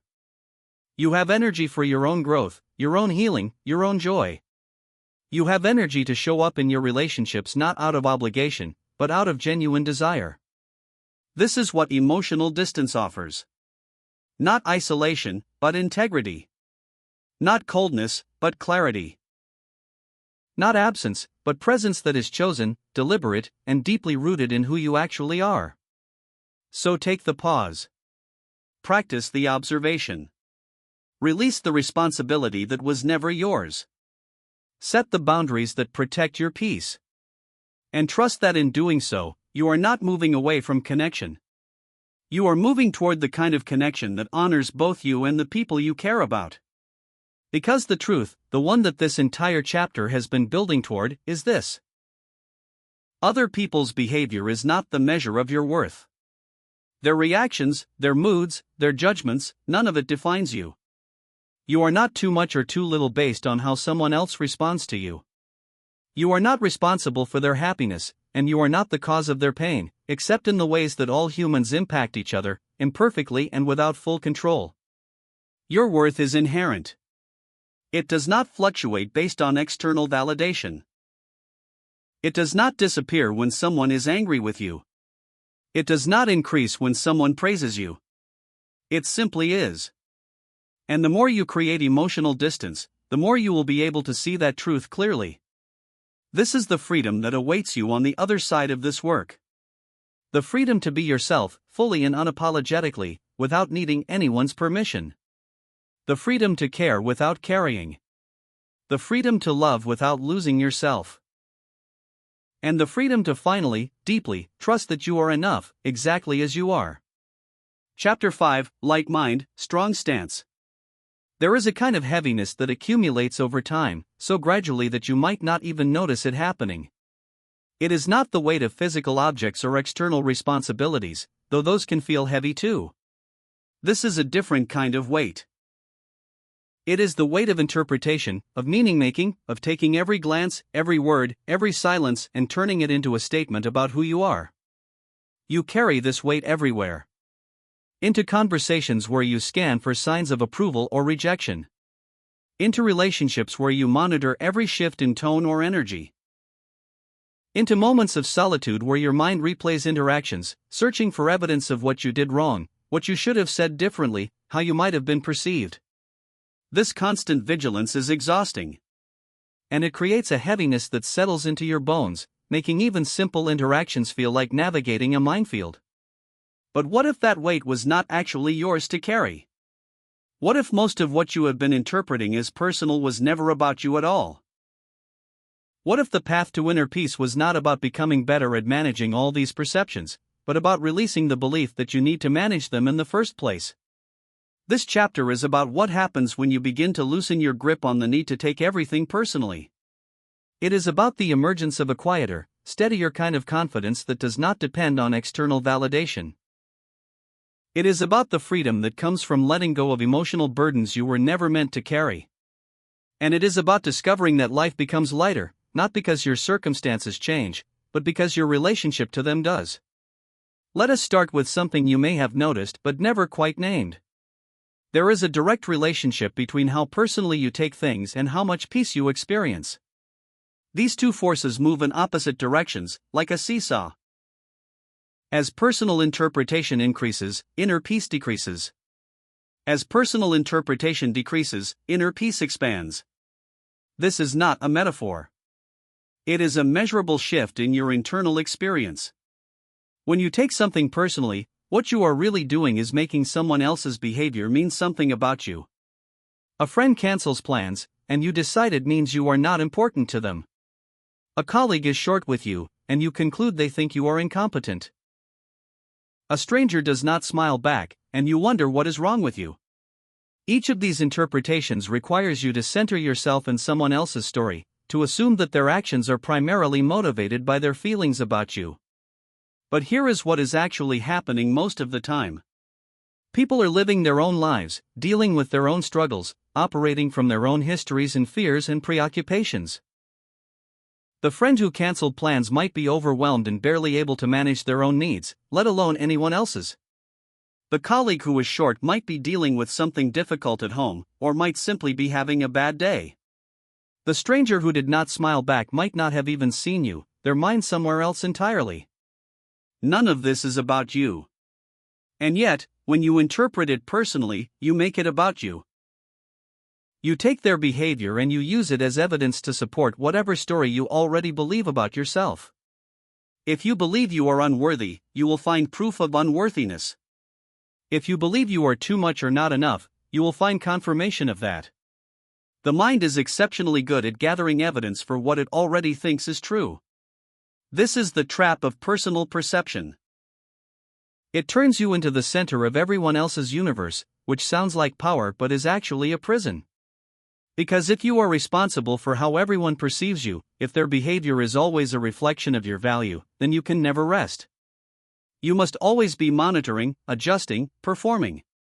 You must always be on guard against the possibility that someone, somewhere, is thinking something negative about you. The irony is that this hypervigilance does not actually protect you. It does the opposite. It makes you more sensitive, more reactive, more easily wounded. Because when everything is personal, everything is a potential threat. A neutral comment becomes criticism. A moment of distraction becomes rejection. A difference of opinion becomes an attack on your character. You become like someone with no skin, feeling every touch as pain. And the heaviness grows. Because each new interpretation adds another layer. Each assumption builds on the last.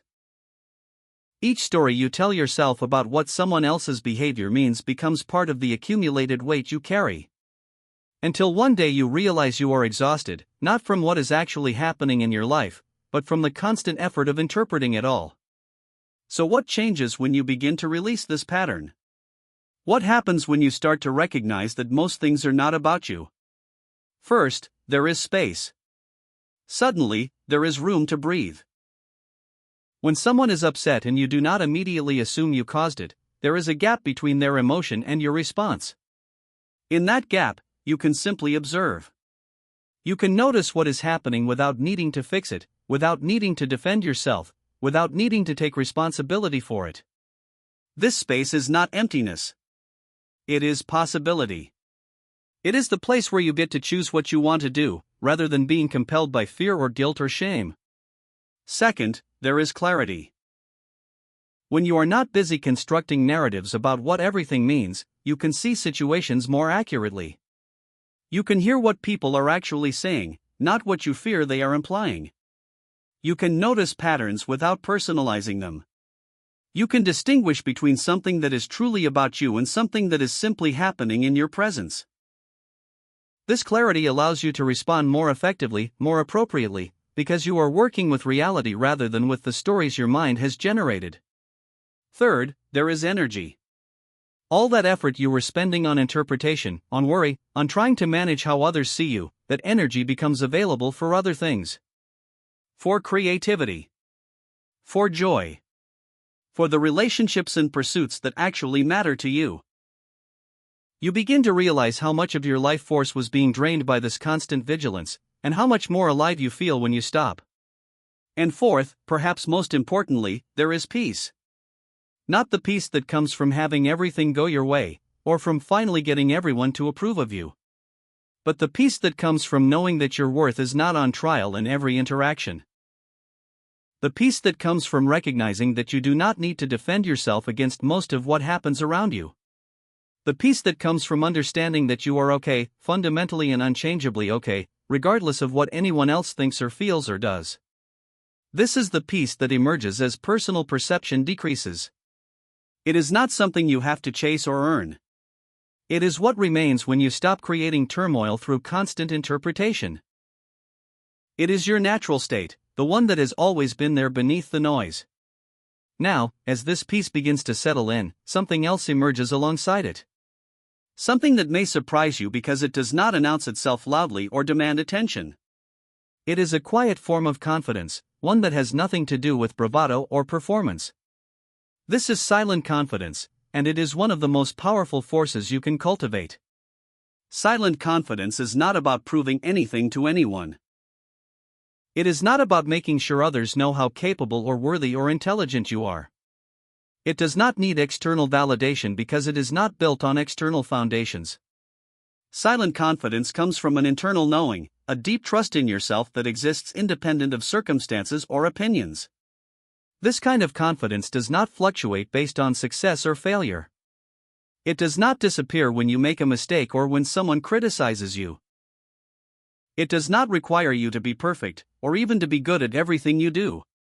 Silent confidence is simply the recognition that you are enough, that you will figure things out, that you can handle what comes, not because you are exceptional, but because you are resourceful and adaptable and fundamentally okay. You can hear the difference between silent confidence and its louder cousins. Loud confidence needs to announce itself. It needs to be seen and acknowledged. It compensates for inner doubt with outer displays. It says, "Look at me, listen to me, believe that I know what I am doing." There is nothing wrong with this kind of confidence when it is genuine, but often it is not. Often it is armor, a defense against the fear of being exposed as inadequate. Silent confidence does not need armor. It does not fear exposure because it is not hiding anything. It knows its limitations and is comfortable with them. It knows its strengths and does not need to exaggerate them. It can say, "I do not know," without feeling diminished. It can make mistakes without spiraling into self-judgment.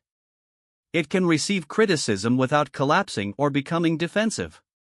Because silent confidence is not based on being right or being flawless. It is based on something much more stable, self-acceptance. This kind of confidence grows naturally as you stop taking things personally. Because when you are not constantly interpreting other people's behavior as evidence of your inadequacy, you are free to simply be yourself. You do not have to perform. You do not have to manage impressions. You do not have to twist yourself into shapes that you think others will approve of. You can show up as you are, knowing that some people will resonate with you and some will not, and that neither outcome says anything definitive about your value. Silent confidence also understands something crucial about power. Real power is not about control. It is not about forcing outcomes or dominating others or making sure you always win. Real power is about presence. It is about being grounded in yourself so firmly that external chaos cannot destabilize you. It is about responding rather than reacting, choosing rather than being compelled. It is about knowing that you have agency over your own life, even when you cannot control what happens around you. When you carry this kind of confidence, people feel it. They may not be able to name it, but they sense it. There is a steadiness to you, a lack of neediness, a quiet strength that does not have to announce itself. And paradoxically, this often draws people toward you more than any performance ever could. Because silent confidence creates safety. It tells others that you are not looking to them to validate you, that you are not going to fall apart if they disagree with you, that you can be trusted to remain yourself under pressure. But here is what silent confidence is not. It is not passivity. It is not about shrinking or staying small or avoiding conflict. Silent confidence has no problem taking up space. It has no problem speaking up when something matters. It has no problem setting boundaries or walking away from situations that do not serve it. The difference is that it does all these things without drama, without needing to make a scene, without needing to prove a point. It simply acts from a place of self-knowledge and self-respect. This confidence emerges not through affirmations or positive thinking, though those can have their place. It emerges through lived experience. It grows each time you choose not to take something personally and discover that you are still okay. Each time you set a boundary and hold it, even when it is uncomfortable. Each time you make a mistake and extend yourself compassion instead of condemnation. Each time you trust yourself to handle something difficult and then do. These experiences accumulate, building a foundation of evidence that you can rely on yourself. And that foundation becomes unshakable. As silent confidence takes root, you begin to notice a shift in how you move through the world. There is less anxiety about how you are being perceived. Less second-guessing of your choices. Less need to explain or justify yourself. You become more comfortable with silence, both internal and external. You become more willing to take risks, not reckless ones, but the kind of risks that come from trusting yourself to handle whatever unfolds. You become less attached to specific outcomes because you know that regardless of what happens, you will be okay. This does not mean you stop caring about things. It does not mean you become indifferent or disconnected. If anything, you care more deeply because you are no longer protecting yourself from caring. You can invest in relationships, in projects, in dreams, without needing them to go a certain way in order for you to be okay. You can want things without becoming desperate for them. You can work toward goals without your worth being dependent on achieving them. This is freedom. And this freedom brings us to the next shift that occurs when you stop taking things personally, the release of emotional burdens you have been carrying, perhaps for years, perhaps for your entire life. Emotional burdens are accumulated weight from unprocessed experiences, from stories you have believed about yourself, from responsibilities you have taken on that were never yours, from expectations you have internalized that do not actually align with who you are. These burdens are invisible, but their effects are not. They show up as chronic tension in your body, as a persistent sense of not being enough, as difficulty relaxing or feeling joy, as a constant underlying anxiety that something is wrong or about to go wrong. Many of these burdens are tied directly to the habit of taking things personally. When you interpret someone's behavior as a statement about your worth, you do not just think about it and move on. You internalize it. You file it away as evidence. You add it to the running tally of reasons you are inadequate or unlovable or broken. And each of these internalizations becomes a burden, a weight you carry forward into every future interaction. The weight accumulates because you never questioned whether the interpretation was true. You simply accepted it. Someone was impatient with you, and you decided you are annoying. Someone did not choose you, and you decided you are not good enough. Someone criticized you, and you decided there is something fundamentally wrong with you. These decisions happen quickly, often unconsciously, and once made, they become part of your identity. They become lenses through which you see yourself and the world. But what if those interpretations were never accurate? What if the impatient person was just impatient, not making a statement about you? What if the person who did not choose you simply had different needs or preferences? What if the criticism was about a specific behavior in a specific moment, not a condemnation of your entire being? What if all these years, you have been carrying weight that was based on misunderstandings and assumptions rather than truth? Releasing these emotional burdens begins with recognition. You have to become aware of what you are carrying before you can put it down. This requires honest self-examination. It requires you to notice the stories you tell yourself, the beliefs that run beneath your conscious awareness, the ways you habitually interpret your experiences. It requires you to ask, what am I carrying that is not mine? What have I been believing about myself that is not actually true? This is not always comfortable work. Sometimes what you discover is painful. You might realize you have been living according to someone else's expectations for decades. You might recognize that you have been punishing yourself for things that were never your fault. You might see how much energy you have wasted trying to fix parts of yourself that were never broken. These realizations can feel heavy in their own right, at least initially. But they are a different kind of weight. They are the weight of truth, which, while sometimes painful, is also clarifying. And clarity is the first step toward release. Once you see what you are carrying, you can begin to question it. Is this burden mine to carry? Is this belief serving me? Is this interpretation accurate? Does this story need to continue? These questions create space for a different possibility. They allow you to consider that maybe, just maybe, you could put some of this down. Not all at once. Not in a single dramatic moment. But gradually, burden by burden, story by story. Releasing emotional weight is not about denying your experiences or pretending pain did not happen. It is about separating what happened from what you made it mean. Something happened. That is real. But the meaning you assign to it, the conclusion you drew about yourself because of it, that is not necessarily real. That is interpretation. An interpretation can be examined, questioned, and ultimately released if it is not serving you. As you begin to release these burdens, you might notice physical changes. Your body relaxes in ways it has not in years. Your breath deepens. The chronic tension in your shoulders or jaw or stomach begins to ease. This is not imagination. Emotional weight manifests physically, and when you release the emotional component, the physical component often follows.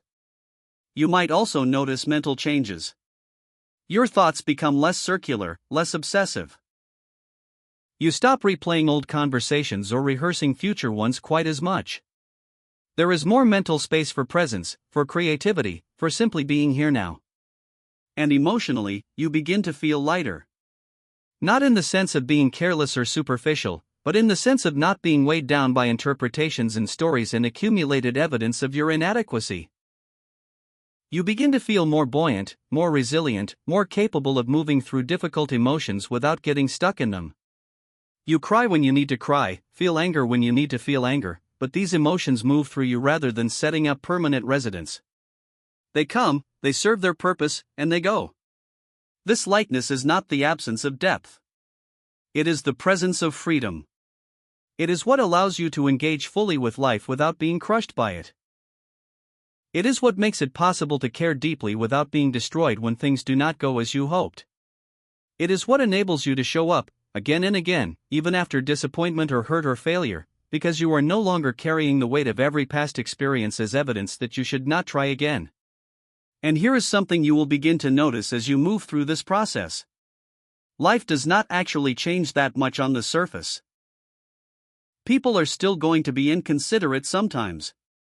Plans are still going to fall through. Criticism is still going to come your way. Rejection is still going to happen. The external circumstances of life continue much as they always have. But your experience of these circumstances transforms completely. What once felt catastrophic now feels manageable. What once sent you spiraling now barely registers. What once you would have obsessed over for days now passes through in hours, or minutes. Not because you have become cold or uncaring, but because you have stopped making everything mean something about you. You have stopped adding layers of interpretation onto what is simply happening. And in that simplicity, there is profound peace. This is the essence of what it means to have a light mind and a strong stance. The light mind does not take on burdens that are not its own. It does not interpret every event as personal. It does not create suffering through endless analysis and self-judgment. The light mind observes, it feels, it responds, but it does not cling. It does not make everything heavy with meaning. The strong stance is what allows the light mind to exist. Because having a light mind does not mean being weak or passive or easily swayed. The strong stance is your commitment to yourself, your willingness to set boundaries, your capacity to hold steady in your own truth even when others disagree. The strong stance says, I am here, I matter, I will not abandon myself. And from that foundation, the mind is free to be light. These two qualities support each other. The light mind prevents the strong stance from becoming rigid or defensive. The strong stance prevents the light mind from becoming aimless or fragile. Together, they create a way of being that is both fluid and grounded, both open and boundaried, both soft and unshakable. As you cultivate these qualities, as you practice not taking things personally, as you release the emotional weight you have been carrying, you begin to discover something unexpected. Life becomes not easier, exactly, but simpler. The complexity you were experiencing was largely self-created, a product of overinterpretation and personalization. When you stop adding those layers, what remains is more straightforward. Problems are just problems to be solved, not referendums on your character. Interactions are just interactions, not tests you must pass. Other people are just other people, not mirrors reflecting your inadequacy back to you. This simplicity is deeply relieving. It allows you to direct your energy toward what actually matters, what you actually want to create and experience and become. It frees you from the exhausting work of managing everyone's perception of you and allows you to focus on the much more interesting work of becoming who you actually are. And in this process, you discover the truth that has been waiting for you all along. The truth that closes this chapter and, in many ways, opens the rest of your life. When you learn to stop taking everything personally, life becomes lighter. Not because life itself changes, but because you stop adding weight to it. Not because people become kinder or more considerate, but because their behavior stops defining your worth. Not because pain disappears, but because you stop turning every moment of pain into evidence of your inadequacy. Life becomes lighter because you are no longer carrying interpretations as if they were facts.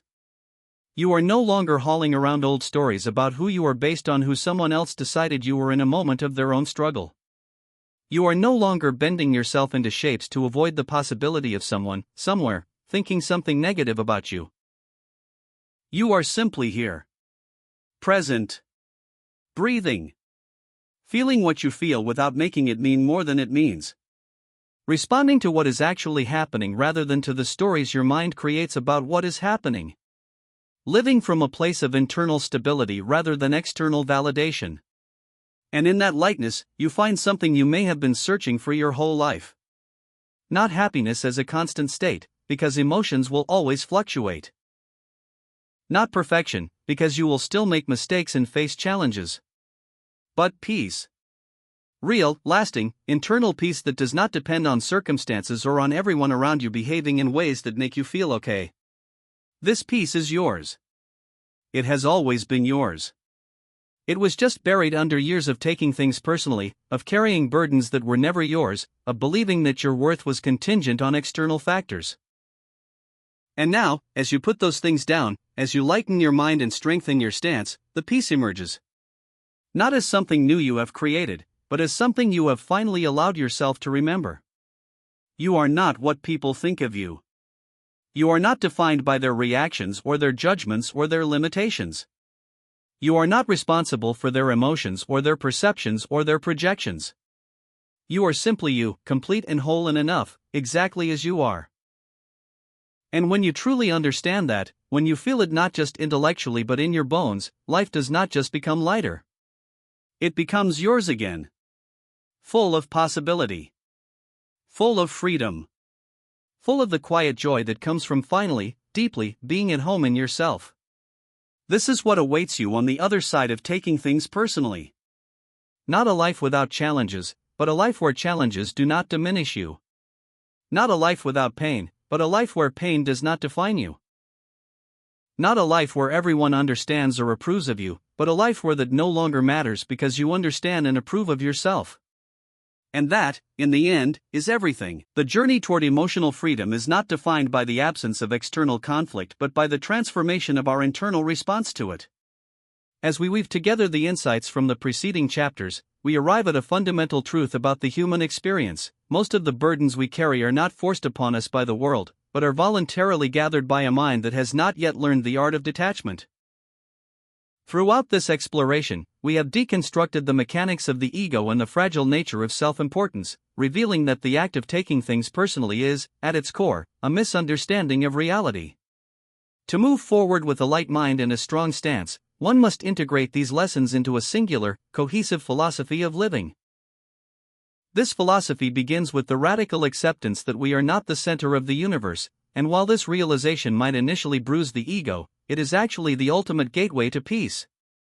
The ego operates on a primitive logic of survival, constantly scanning the environment for threats to its identity.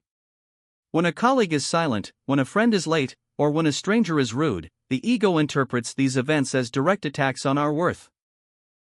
It builds elaborate mental narratives to explain why these things are happening to us specifically. However, the wisdom we have cultivated here teaches us that these narratives are almost entirely fictional. People act out of their own reservoirs of pain, exhaustion, insecurity, and distraction. Their behaviors are a map of their own internal landscape, not a mirror of your value. When you stop trying to find yourself in the broken mirrors of others, you reclaim the energy you once wasted on defense and justification. This energy is the hidden cost we discussed in the beginning, the vitality that is drained every time we allow an external event to dictate our internal state. True maturity is the ability to maintain an objective distance between a stimulus and your reaction. It is the understanding that while you cannot control the wind, you can certainly adjust your sails. This distance is not coldness or apathy, it is the highest form of self-respect. By refusing to take things personally, you are essentially declaring that your peace is too valuable to be bartered for the fleeting opinions of others. You begin to see the world as it is, rather than as you are. This shift from emotional interpretation to objective observation is like cleaning a lens that has been clouded for decades. Suddenly, the teachable moments hidden within criticism become visible because you are no longer blinded by the pain of being attacked. You can hear the grain of truth in a harsh word without letting the harshness destroy your day. You can witness silence without filling it with the noise of your own insecurities. As the grip of the ego loosens, a new kind of confidence begins to emerge. This is not the loud, boastful confidence that seeks to dominate others, but a quiet, unshakable certainty that comes from knowing who you are independent of external circumstances. This silent confidence is the result of having an internal center of gravity. When your sense of self is anchored deep within your own values and character, the surface waves of life can no longer toss you about. You realize that you are responsible for your own emotions and others are responsible for theirs.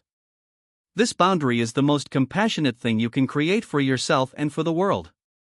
It allows you to be present for others without becoming a sponge for their negativity. It allows you to love without the constant fear of rejection, because rejection is finally understood as a misalignment of paths rather than a failure of being. The psychological lightness that follows this realization is profound. Imagine the physical sensation of dropping a heavy backpack after a long hike. This is what happens to the mind when it stops personalizing the world. You move through life with a sense of grace because you are no longer at war with reality. You stop demanding that people behave exactly as you wish they would in order for you to feel okay. This freedom is the Hafifsayan or light mind. It is the state of being where you are engaged with life but not enslaved by it. You learn to observe your thoughts and feelings as if they were passing clouds, acknowledging their presence without letting them define the sky. This is the essence of the sacred pause, the brief moment where you realize you have a choice. In that choice lies your entire future. The ultimate goal of this practice is not to build a wall around your heart, but to develop a skin that is resilient enough to endure the friction of human interaction. We are social beings, and we will always feel the impact of the world around us. However, there is a vast difference between feeling the impact and letting it shatter your foundation. By applying the principles of emotional distance and objective observation, you transform your life into a laboratory of growth rather than a battlefield of egos. You start to see that even the most difficult people are merely mirrors reflecting their own inner turmoil, and your only job is to remain unruffled. This is the strong stance mentioned in the final chapter, a posture of integrity that does not bend to the whims of the crowd. In the end, the invitation is to live authentically and unapologetically. When you stop taking things personally, you stop performing for an audience that was never really watching that closely anyway. You become free to express your truth, to pursue your passions, and to connect with others from a place of abundance rather than neediness. The heavy armor of the ego is replaced by the light garment of awareness. You realize that the greatest power you possess is the power to define your own reality. If you choose a reality where you are not constantly under attack, you will find a world that is much kinder than you previously imagined. This is not because the world has changed, but because you have changed the way you inhabit it. As you step away from these pages and back into the flow of your daily life, carry this silence with you. When you encounter the inevitable friction of human relationships, remember the sacred pause. Remind yourself that you do not have to pick up every stone that is thrown your way. You can let them fall to the ground. You can keep walking. You can stay light. The lightness you feel is the weight of the world leaving your shoulders, and in its place, you will find a reservoir of peace that was always there, waiting for you to stop obstructing it. This is the promise of emotional sovereignty. That no matter what happens outside, you are the master of the kingdom within. When you finally learn that nothing is as personal as it seems, the world opens up in ways you never thought possible. You are no longer a victim of circumstance, but a witness to the unfolding of life. And in that witnessing, there is a joy that cannot be touched by the opinions, judgments, or silences of others. Life, at long last, becomes light.